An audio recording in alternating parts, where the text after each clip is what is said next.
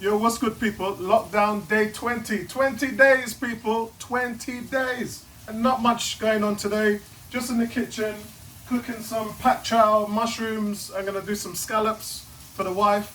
Because, Lisa like that kind of thing. So I'm just getting that done. Casey's in the front room eating some ackee, sawfish and dumpling. And I'm going to wash it all down. Let me show you my favorite drink. My favorite drink is the pineapple and raspberry cider. I've got another flavor. Because you guys know I love cider. By the way, big shout out to Mark Ellis for this t-shirt. Thank you, it was for my 50th present. Nice one, Pengy. Big up, bro. This one is peach and apricot.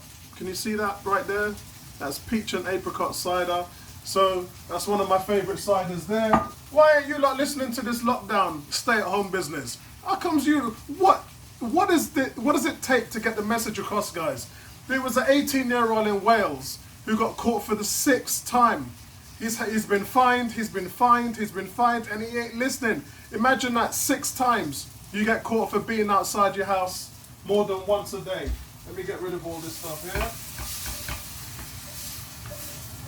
here. Ooh, look at that. Cooking with Apollo, look at that.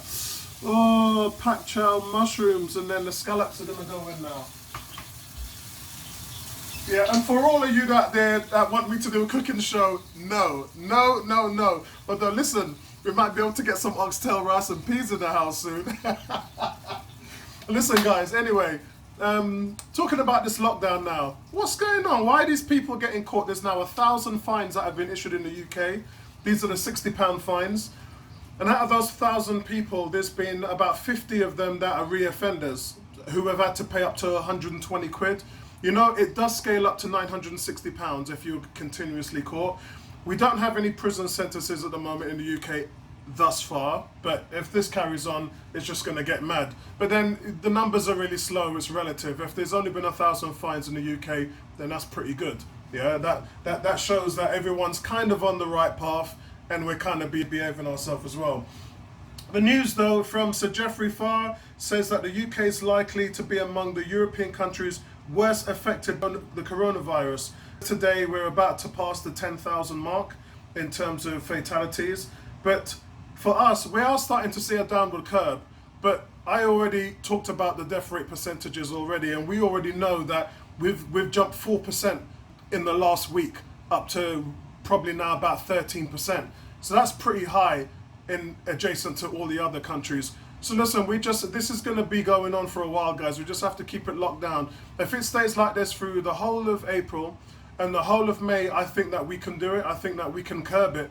So we've had March, April, May. In those 3 months, I think we can just flatten everything off. And remember, at the end of this month, we're going to be testing 100,000 a day. So it's going to kind of start from the medical staff, GPs, things like that, and then we can then roll it out. So I would expect in the first 2 weeks of May, most of the NHS members, doctors, nurses, and then obviously we're talking about our football leagues and things like that, they're going to be tested as well.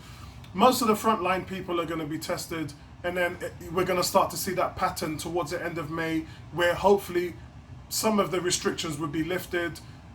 Some people are going to be talking about now getting back to work, because you have to have an escape plan. You have to have a plan whether something goes sideways. Then you have to have a plan to get everybody back to work on the 1st of June, because our furlough is only for 3 months.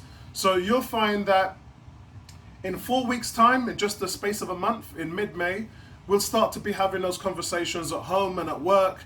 What is it going to look like on the 1st of June when everything starts to plateau? Because, guys, look, on the 1st of June, you've either got a job to go back to or you haven't. It's going to be there's no in between. Furlough gone, finish, run out. Unless the government decides to extend the stimulus package to another month, which is what they're doing in America. I would guess there's a 25% chance of us doing that. Because, as I said before, you don't want to encounter a second wave. You don't want to rush something like this. Could you imagine if we've all been locked down for 3 months? The commitment, the job losses, the losses of small businesses and sole traders, and all those things that we've suffered for 3 months. And your rush and impatience to bring everything back together again could explode the whole thing. That is just not a chance worth taking. So for me, I would think that it would be advisable for the government to extend furlough for 4 more weeks until the 1st of July. And that way you can get rid of any little pockets that show up in the UK, which will then just start the whole thing off again.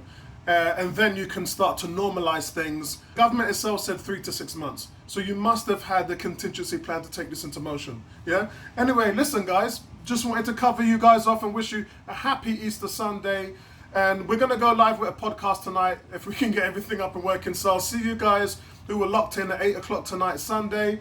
I'm going to get back to this food and get back to that cider and get this thing sorted right now. Speak to you guys later. Hashtag stay home. Lock it down, people. Peace out.